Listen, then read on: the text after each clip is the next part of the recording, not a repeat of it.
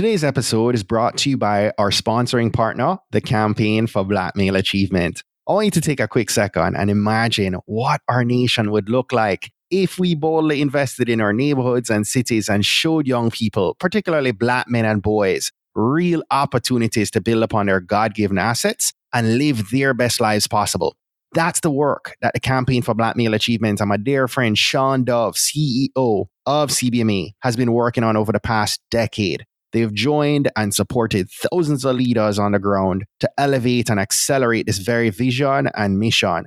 Visit tbpod.com/partners today to learn more about CBMA and consider joining their membership and or donating to help them scale the impact of this growing field of Black male achievement.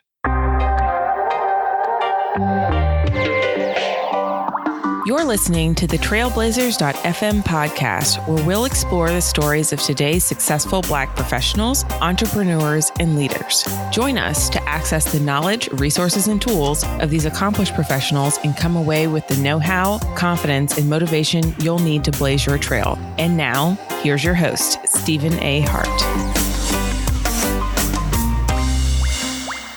Hello and welcome to a brand new episode of the Trailblazers.fm podcast. I'm your host, Stephen A. Hart. So story time.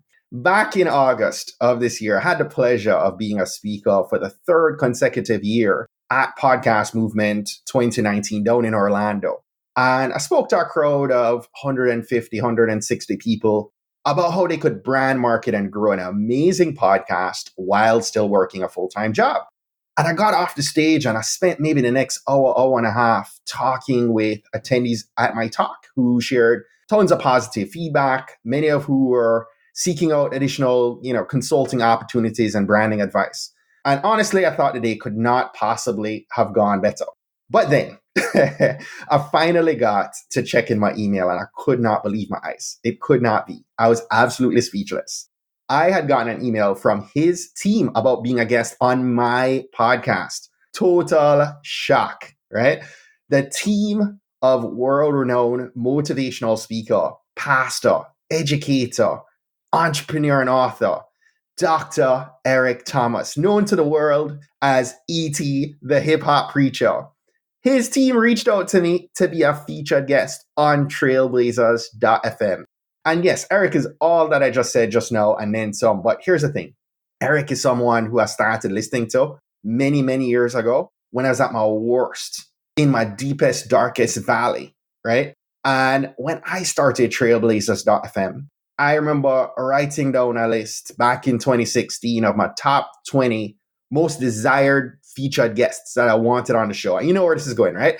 The Oprah, Barack Obama, Damon John, Kathy Hughes, and yes, among that list was Eric Thomas. And so in a moment, you're going to have an opportunity to hear me talk with a dream interview of mine, right? A conversation between me and E.T. as we kick off our second annual Trailblazer Entrepreneur Series.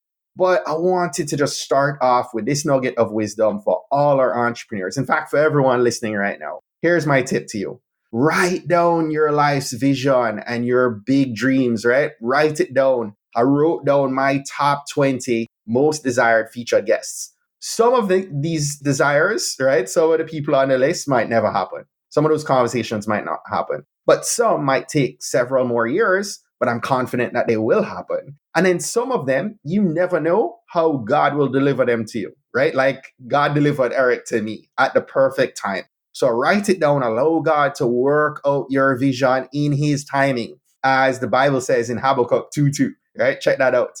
That said, go ahead, grab your notepad and pen or open your favorite note-taking app right now and get set to receive today's mission fuel from our featured trailblazer for today, Eric Thomas, or who many of you know and love and refer to him as E.T. the hip-hop preacher.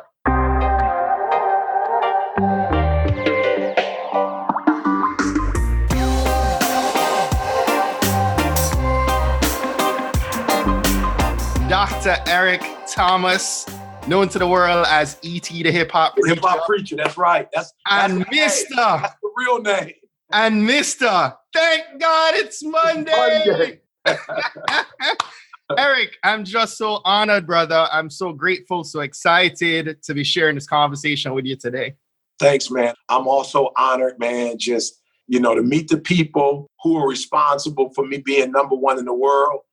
I was talking to a gentleman earlier and they were just like, yo, E, we don't see you on, this show or this show or this show. And I told him, I said, man, I'm not trying to rock with the TV show that has 20 billion. I'm trying to rock with the guys and the ladies that really help, that push my stuff.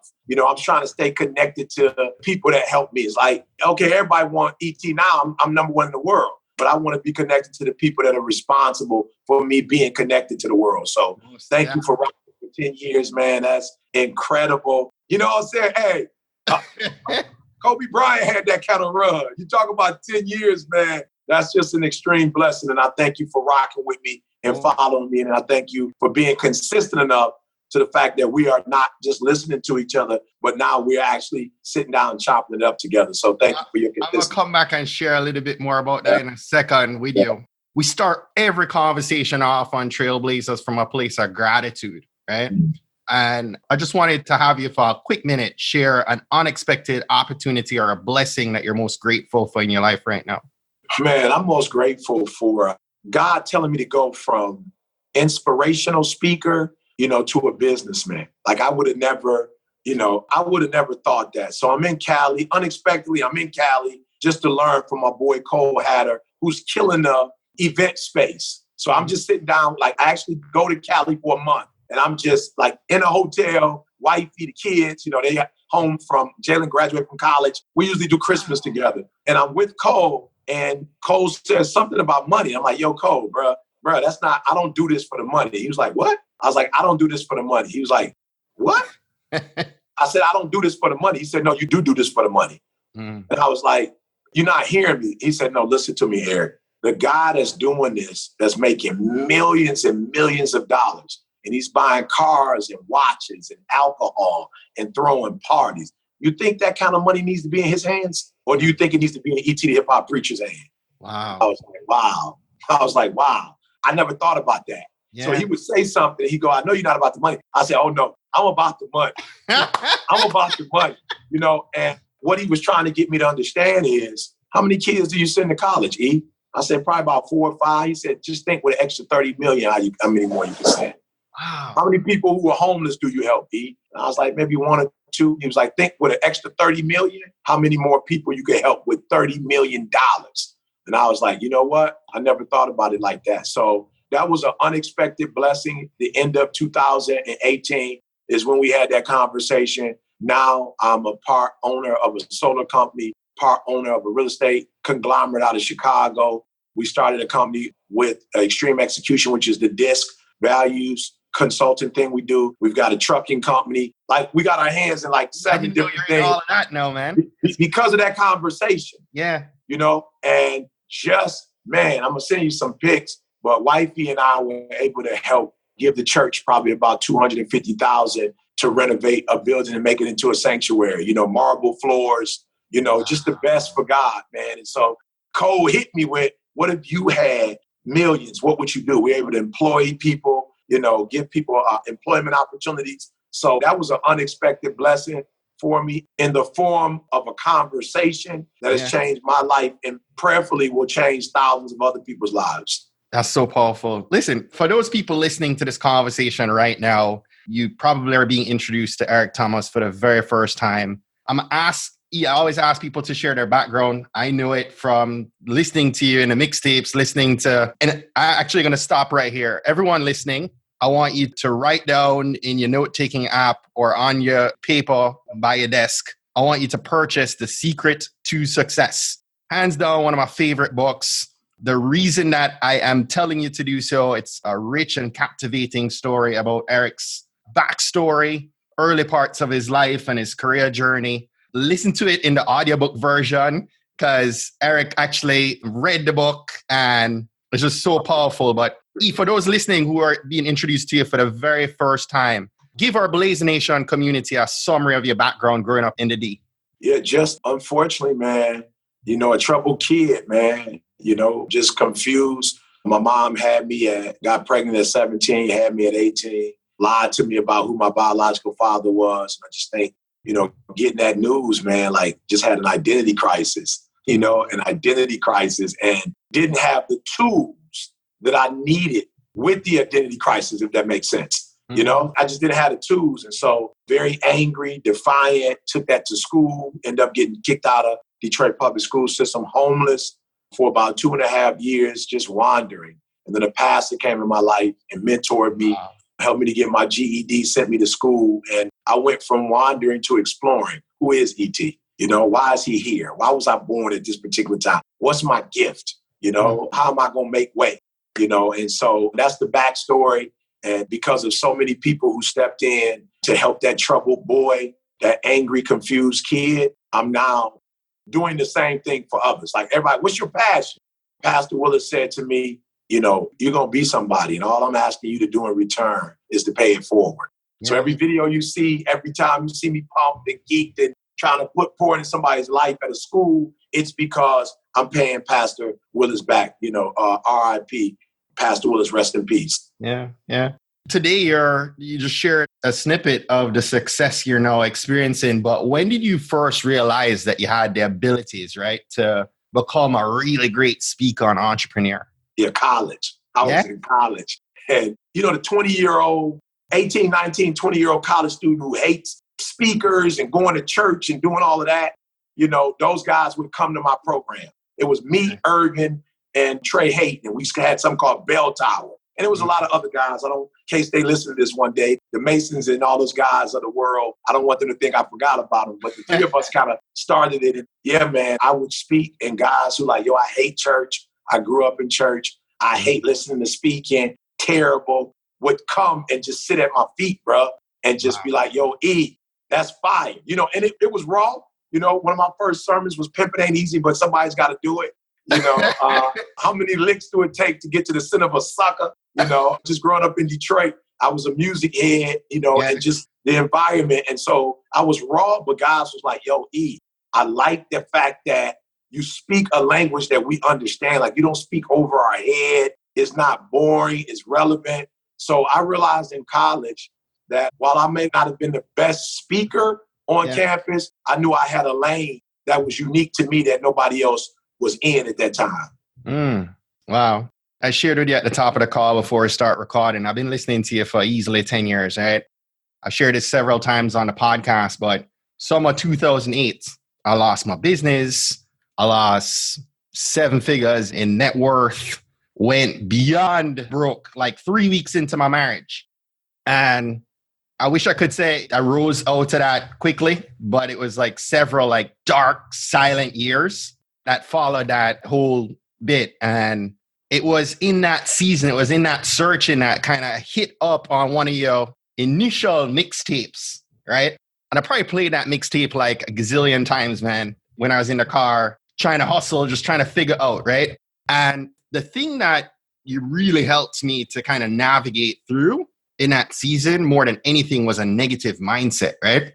And that theme keeps coming through in the podcast. Now I've interviewed hundreds of trailblazers, right? And I just want to say first off, I appreciate and I value you for that, right? Because that shift is what has helped me now to create this podcast and to be able to impact, hundreds of thousands of people, right, around the world. And so some of your work, some of your talks that have had the biggest impact on me is really around that shift of mindset, right? For the entrepreneurs, for the leaders listening right now, I'd love for you to share some insights on the importance of what you sometimes call wild thoughts, right? Dreaming bigger, having 100% belief in ourselves. Yeah, just man, first and foremost, just thank you. I don't think you guys understand the exchange that's taking place. You got to realize that for years I was just doing it in the camera by myself. So I'm not in the audience. I don't get to feel. I don't get to. So speaking to you now, I'm actually getting the opportunity to hear what I do. Yeah. And in hearing what I do, I can replicate what I do and help more people, because it's kind of like you just shoot. And so I was just shooting when I was speaking, but you just said something important. You said, you helped me with my mind shift, And so I'm just talking. I don't know specifically, but when you just said that, it's like, yo, E, that's what you do. So go do it. You know what I'm saying? Like, cut that camera. And then you said, Mr. TGIM. I ain't done TGIM forever. And when you said, I was like, yo, E, you got to get back to the TGIM. You know what I'm saying? Like, you moved away from that. And I know why I moved away from it. But I feel like I'm back at a place where I have this new thought that I can give. Before I felt like I kind of exhausted whatever it was. Now with this assessment and the consulting work that I'm doing and training people on this extreme execution, life coaching stuff, I've got now another wealth of knowledge, another angle to go. And so I can use that content to do it. But I would just say, as it relates to wild thoughts, this is why I'm so big on that. The version of you that you are right now is keeping you from being everything you should be. Who you are right now is responsible for why you're not where you're supposed to be. This current, iPhone 4 is stopping you from being iPhone 10. The iPhone 4 is a powerful device and it has the capacity to do great things, but it is not the iPhone 10. You feel me? And so who you are longs for you to be comfortable, and who you are is stopping you from being daring. Who you are is telling you, don't do that. Stop. Look at where you are. Look at what you have. Like, don't do that. Don't take that risk. Like, don't change. This is a great space. We're in a great place. Who you are is keeping you from being who you should be. And your dreams, though, are the only thing that's telling you, come on, let's go. Your dreams are the only thing that's telling you, hey, you can do more. You can have more. You can be more. Come on. Don't be comfortable. Don't sit. Don't settle. And so that's why, to me, wild dreams are so important, because they're the only things we have in our life. Even your mom is telling you stop. Your dad might be saying stop. Your close friends like, what are you thinking about? My son is engaged, and I find myself going, yo, son, be careful. You know what I'm saying? Like, you know what you're getting yourself into. He doesn't need to know what he's getting himself into, or he wouldn't get into it. You know what I'm saying? Like, if I was to warn him of what marriage is really like, he probably wouldn't want to do it. So it's like, don't say anything. Don't put your limitations. Don't put your fears. Don't put your experience on him. Let him have his own. So the wild thoughts are so important because they are the ones that tell us to come in the deep. Come into the deep. You can do it. Everything else tells you don't go into the deep. Yo, E, I listening, my sponsor and partner and a good brother of mine, Shawn Dove, Campaign for Black Male Achievement, sent me a text message this morning. I just want to share this with you because it touches on what you just said. He says, voices and choices, your calling and your comfort are in a daily duel. Yeah. Their voices vying for your attention and consent. Which side will you choose today? Yeah, unbelievable. You got work to do, my friend. You got it twice. Right? Ain't that some confirmation right there? Yeah, you got it twice. So you touch on this. Today, you're the number one speaker in the world. But enough people looking at you, E, and think, boy, he just appeared, right? You've been banging at this for 2 decades, right? Probably more. What's your advice to our brothers and sisters who they're grinding on a 9 to 5? Yeah. Right? They're stalling, right? Touching on what you're just saying about comfort zone, they're stalling on doing what they're passionate about, what they'd rather be doing for a living. What's step one to being able to enact the change that's needed? I'd say step one is just be authentic, man. So many people are living everybody else's dream for them. So many people are so worried about what other people think about their life. It's like, be authentic. That's number one, because you can only be successful being you. Yeah. It's like when you think about motivational speaking, before Eric Thomas, this brand of motivation didn't exist. A shirt and a tie, very stoic, corporate. It wasn't this in your face hip hop. Yeah. You know what I'm saying? It was a Queen's English, you know? And I just came with the baseball cap, the J's, the sweatshirt, and was myself, And so that's number one. Be authentically you, and then do it for a long period of time so people really know that's you. To the point where it's now your stamp.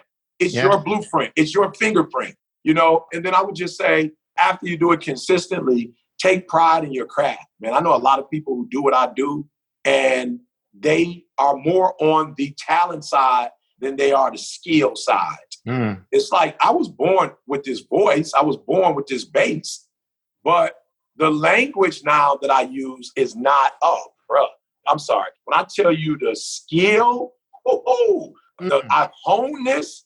I've taken this and I own it now. I own this space. the language that I use, the rules that I've come with, bruh, that's another level. So I would say too many people are skilled and not enough of them are in the will, meaning the areas that are your weakness or the things you're not comfortable with, the gaps, that's what will take you to the next level. Not being skilled at something. I believe in all my heart, no disrespect, but Carmelo Anthony is skilled. But what he does not want to do is work on the areas that don't come natural to him. Wow. That's powerful. That's so true too, man. Yeah. E, I've been talking to you about so much. Tell us a little bit about the work that you're doing today. What's driving you to succeed as bad as you still want to breathe? Yeah. Well, there's two things. The first one is the school. Yeah. I believe historically that our babies have been given an inferior education, and I fought them to some extent because they're empathetic about school. And so I'm in the schools telling kids, I'm not interested in degrees, but you have to have a knowledge of something. Does that make sense? Like you have to have a knowledge base. I don't care if that's cars. I don't care if that's computers. I don't care if that's, you're an MC and technology and music and equipment like the back of your hand. I don't know. I don't care what it is, but you have to have a knowledge base, right? Mm-hmm. So I'm in the schools telling kids like, find out what you like, what you're gifted at, what you're good at, and know the theory of it. There's a theory to it. And I believe that the natural gift is a blessing, but the theory is where you make money in capitalism. The theory is where people pay you, right? So you need to know the theory, and then you need to be good at the theory. You look at somebody like Tom Brady. He truly understands the theory of offense. He understands offense. I'm sure to some extent defense, but he has an understanding of the game, and then he puts his skill in the game, if that makes sense. And then number two, I've had an insatiable desire to create companies to employ people. That's been my thing this year, finding a way to create jobs, for minorities, people, well, really the new majority, right? And so we've done the Make Real Estate Real, where we put people in a position to understand how real estate works and to start using real estate for passive income. I'm a part now, as I said, of a solar company. So we're hiring people who are in sales in the solar company. I've started the Extreme Execution Program, which is a DISC or personality assessment consulting firm where people can build their own businesses through doing assessments and coaching and training.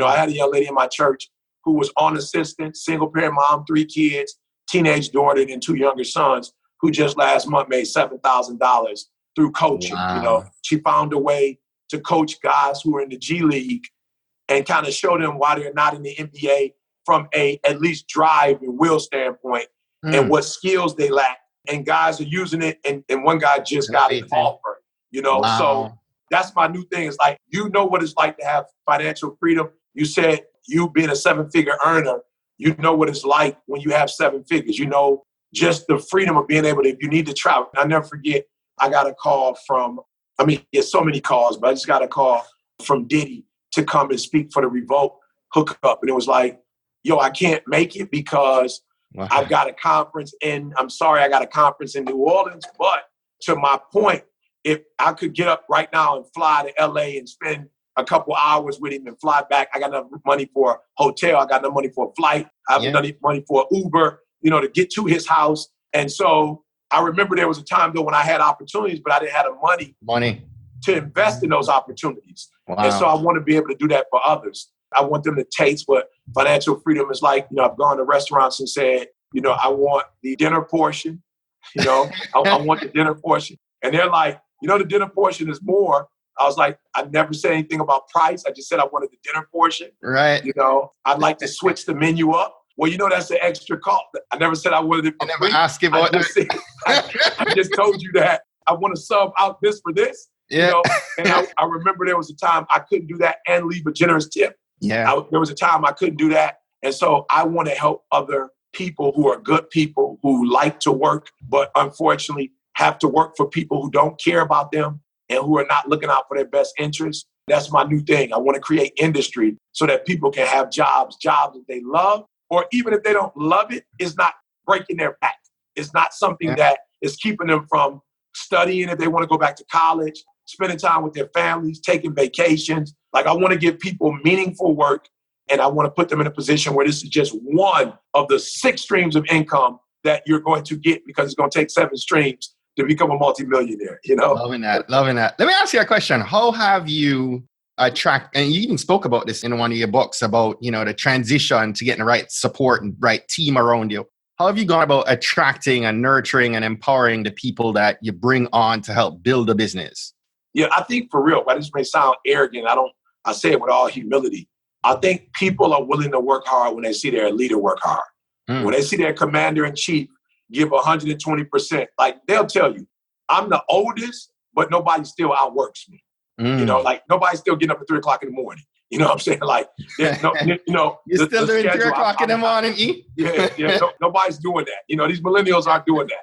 I don't know if you watched me maybe 3 weeks ago. I was on the road for a month. I was just hitting school after school, wow. University after university, basketball, football, soccer, going to corporate, then doing schools. Just the schedule is just gruesome. Crazy. Yeah. But this year I'm doing 6 weeks on, 1 week off, and just taking a full week off, kind of enjoying, myself and but I think when my team sees how hard I work, they're like, our boss isn't telling us to do something that they're not doing. You know what I'm saying? Because sometimes you got a boss that's telling you to do all this stuff and they're not doing it. I think number 2, getting a PhD. I think my staff sees, then getting certified. It's like, I got a PhD. I don't have to go back to school. But then when they saw me go get certified in the DISC, the values, the attributes, they're like, all right, he's still continuous learning. Yeah, he's still learning. You know what I'm saying? So I think for some of my staff members, it's like, okay, he not quitting, he not giving up. Maybe we don't go back to school, but we need to get certified or we need to study more, read more. And then the DISC assessment and the values is really helping out because now I'm able to see with the assessment what a person's strengths are, kind of what's not a strength for them. Also, how they adapt when they're under stress, how they adapt. You got some people that are just MJ. He going to score 50 in Chicago. He going to score 50 in Portland. He going to score 50 in Toronto. He going to score, it doesn't matter. But then you have other kids, who don't necessarily perform under pressure as well, or they only perform under pressure. So through the assessment, I'm able to get a bird's eye view of who they are and where I can help them to grow and where I shouldn't ask them to do certain things because it's not their strength. So I don't set them up in environments that's not going to be conducive for them. I think the test has been a phenomenal tool to kind of help me to understand myself, understand them, speak their language, not my language to them. So those are some of the things that we're doing to kind of keep the company just, growing, man. Right. Because I told them, number 1 today doesn't mean number 1 tomorrow. Is this thing part of the 1% Club? Yes, it is. It's definitely part of the 1% Club. And what I tell people, though, is we give it to you, you take it, you can read it. But a lot of people, man, are just, they grew up in a poverty mindset, no disrespect, but we all either were middle, low class, or grew up, in a third world country. It is what it is. And so we see sometimes spending money not as an investment. We see it sometimes as, oh, man, I got to spend $150 when you bought a pair of shoes that cost $150. And the shoes are not going to help you to grow in any way, Yeah. So a lot of people get the assessment, but they don't get the coaching that goes with it. I recommend a 30-minute debrief where it really breaks down, hey, this is who you are. This is what you need to be looking out for. And if you want quantum leap growth, here's some areas that you probably need to think about. So the assessment has changed my life. Unfortunately, my coach that introduced it to me, Chris Daniels, a year ago this time, man, just didn't wake up in his sleep. It's just unbelievable. 42 years old. Nobody still knows what happened today. But as a part of his funeral, I said, I will not let this information go in the grave with you. So I went and got certified in it myself. And it's just been a game changer, man. It saved my marriage.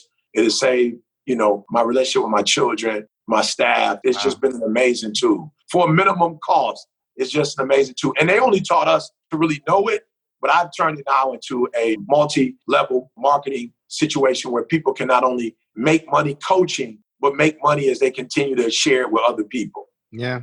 You just touched on something I have to ask you. Do you still have moments of uncertainty even through all the success that you're experiencing now? I think the only uncertainty now is how much are you willing to give? Because you know that I really believe now. I read it when I was younger, but I really believe the earth is the Lord's and the fullness thereof. And there's absolutely nothing I can't have and nothing I can't do. And if people are willing, there's not a place that I can't take them. I got a coach. The young lady who I told you made the 7,000. We kind of made some changes in the company and asked the coaches now for a minimum of 100 at least a month, no more than 400 to have access to my community. And she called me and was like, E, I'm just having some challenge. Like, I'm a little nervous. What do you think I should do? And I said, look, I'm going to be honest with you. The old E would have told you, maybe just do the 100. But the E that loves you is telling you, don't crumble, climb, climb. Don't crumble, climb. Because there are certain, and you know it as a 7-figure earner, there are certain things you can't get for free. There are a lot of things you can get for free. But being a 7-figure earner, nobody's going to give you that. Like, you literally have to fight for that. And here's the funny thing, and you know this, losing it is the best thing that could ever happen to you. Because once you lose it, you really realize, oh, I know what it takes. I got to climb, I got to work, but I know what it takes to be a trailblazer. You know what I'm saying? Like, you know now, I can literally lose everything. And I think that's the beauty of it. Yeah. I can lose everything, and I know what it takes to get it back. Yeah, absolutely. Yeah. And to me, that's real wealth. That's real wealth because you're not dependent on anybody else. You know what it takes to get it done, and you just know, give me a couple months, couple years, and I can get back to the top. Even to add to that, man, I mean, I think the thing I realized when I lost the money was what real wealth was beyond the money, right? Yes. I'm married and I have 2 young ones, and I can't say that, had those experiences not happened, I would probably not have the value I have. Yes. As a husband today. Yep. That's the truth. That's the truth. Yep. I know you're busy and I know we're wrapping up here, but tell us, first off, any books that you're still reading right now that you'd want us to add to the queue, to the list? The DISC assessment. You got to listen to me. I told my church members, I said, I'm not trying to be disrespectful, but I'm getting more out of the DISC than I get out of the Bible. Wow. How we get access to that? I'll send you a link afterwards. All right, cool. I'll send you a link. I'll make sure I post that up in the show notes. I'll send you a link. This is what I told them. What I love about the DISC is this Eric. While I love the Bible, it's 66 books. When you're dealing with religion, man, you got all kind of different things you could be focused on, and listen to me. I get up at 3:00 in the morning, God, for the first hour and a half. But sometimes the Bible is it's so many different angles it could take, so many different places. The DISC is, Eric, this is who you are. And my son says, Dad, is not strengths or weaknesses, it's balance.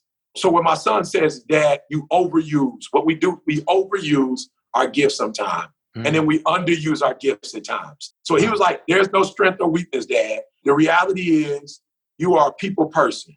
So sometimes you talk too much, and sometimes you don't listen enough. So it's not a strength or a weakness. It's overuse or underuse, right. And so I'll give you an example. Even today, when I first got here, I know we were at 11, but I didn't show my wife my schedule. So we're here at the office and she's like, yo, I just need you to grab this. And the old me would have went, sweetheart, I got a podcast. The new me says, you're talking to people you love, Eric. You're talking to people that you cut from the same cloth. Yeah. He will understand. Absolutely. Man, can you give me 60 seconds, man? I need to take care of my wife. Yeah. Whereas the old me would have put my wife on the back burner because I was so concerned about a new relationship and wanting to, I don't know if it's the right word or not, but I don't know if impress is the right word, but at least, show you my value and my work. Yeah. And so I would have put my wife on hold for that. And now I'm learning, you don't have to do that. Priorities, man. Yeah, you don't have to do that. And I explained to her as I was going back, sweetheart, 20, 25 minutes, or whatever you have to do, the stuff you can do without me, can you start there? And then give me 25, 30 minutes, and then I'm going to come and I don't have anything else afterwards, and I'll be able to take care of you. You know what I'm saying? And the DISC showed me that you don't have to sacrifice your wife for another relationship, And as a matter of fact, if people are asking you to do that, then those are not relationships you need to be in. And so you can lose those, and you don't have to fear losing those. And again, this is what the DISC is showing me. It's actually walking me through who I really am and how to use and not feel bad, that I'm not CJ, I'm not a high D, I'm not Carl, I'm not S, I'm not, Val, I'm not a high C. I don't have to struggle with the fact that I'm not those. I can live in mine and ask them for help when I need things that require their strength. Right. Last question for you, and I'll let you go. What's one action that our Blazer Nation hopping off this call, what should they do this week that's going to help them to blaze their trail? They should not focus on what they want. They should focus on all the activities that are required to make that happen. So they shouldn't make the goal the goal. They should make how many steps will it take to make that happen? What are the things that I specifically have to do to make that happen? Yeah. You feel me? Yeah. So don't go, I want to be the number one motivational speaker in the world. No, go, what time do I have to get up? How many books do I need to read? You know, what questions should I be asking? What should I be doing when I get up and speak? What should my bank account look like? How should I have that set up so I can get the money when the money comes in? You know what I'm saying? Like, what are the actual action steps that are required to make that happen? And I think too many people focus on effort, how much effort they're going to have to put forth, and what the actual event is, the actual event. And what they don't focus on is what are the action steps required to make that happen. Yeah. That'd be the last thing I would say. Eric Thomas, man, you are a blessing. God bless you, my brother. Thank you so much for the time. And let's do it again soon. I'll send you over that information now, the links. Let's do this again in less than 30 to 60 days. Let's do it again. Anytime you're ready, Bridget. All right. Bless up. I appreciate you, man. All right, man. Take it easy. Love you, man. All right, bless. I'm Steve Nehart, and you've been listening to the Trailblazers.fm podcast. If you're not yet doing so, consider following Trailblazers.fm on Twitter, Instagram, and Facebook, and feel free to connect with me over on LinkedIn. Whenever you're posting stories or social media posts about Trailblazers.fm, be sure to use the hashtag TBPod and hashtag Mission Fuel. We'll be able to see you, and I'll be able to show some love. And in case you're not aware, our show notes for all our episodes can be found on our website over at tbpod.com. Now, if today was your first time listening, I just want to say big ups, enough respect for checking us out. You've made this Jamaican guy really happy that you're here with us today. And I'd love your help with keeping this Black excellence flowing each and every week. So if you haven't yet subscribed, hop on over to Apple Podcasts, Spotify, or wherever you listen to podcasts. Search Trailblazers.fm and subscribe, rate, and review us there. Be sure to browse through some of our past episodes. There are more than 150 published episodes now, and a little something is out there for everyone to help keep the knowledge flowing. We grow when you, as part of our Blazer Nation community, shares and invites your friends and family to listen to an episode you think might impact them most. We believe that someone listening to these inspiring stories are going to be moved to make significant changes that have generational impact for many others, both now and well into the future. Don't miss next week's episode. New episodes are released each and every Monday morning at 5 a.m. Eastern. Blazer Nation, go out today and find a way to rise above, go way beyond, and keep blazing your trail.